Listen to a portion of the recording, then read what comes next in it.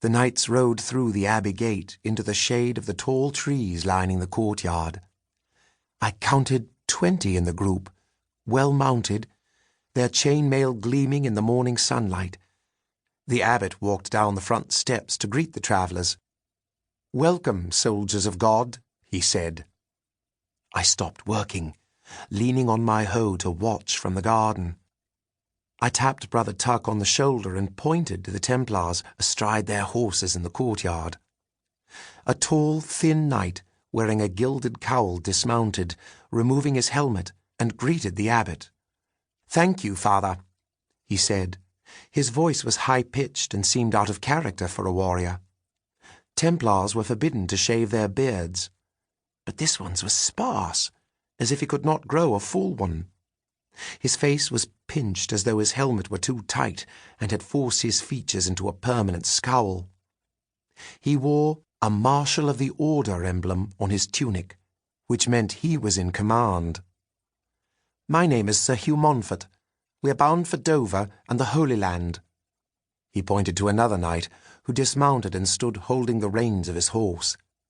"This is Sir Thomas Lieu, my second in command. We have ridden far this day and wish to rest here this evening," he said. "You are welcome to all that we have, sire," said the abbot. "We are a poor abbey, but rich in spirit. I shall have some of the brothers assist you with your horses, and you shall dine with us this evening." Sir Hugh gave the order to his men to stand down. The knights dismounted.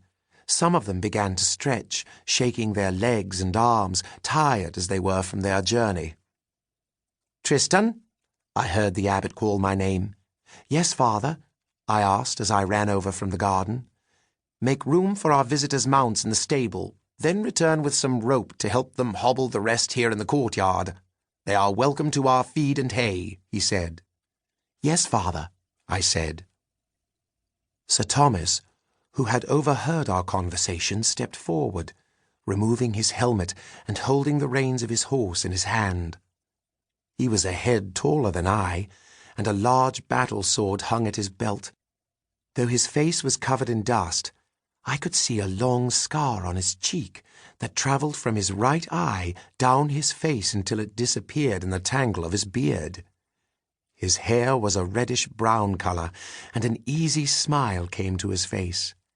"After you, lad," he said. I led him across the courtyard, while Sir Hugh remained behind, talking with the abbot. The other knights mingled with some of the brothers, waiting for me to return with rope. Our path led around behind the main building to the back, where our outbuildings lay. We kept a small stable there, with a brace of draught horses, 2 milk cows, and some goats. In addition to my garden duties, I cared for most of the animals at the abbey. As we walked toward the stables, the knight introduced himself. "My name is Sir Thomas Lieu," he said. I stopped and turned to bow, but he waved me off. A knight was nobility, and it was my obligation to bow to him.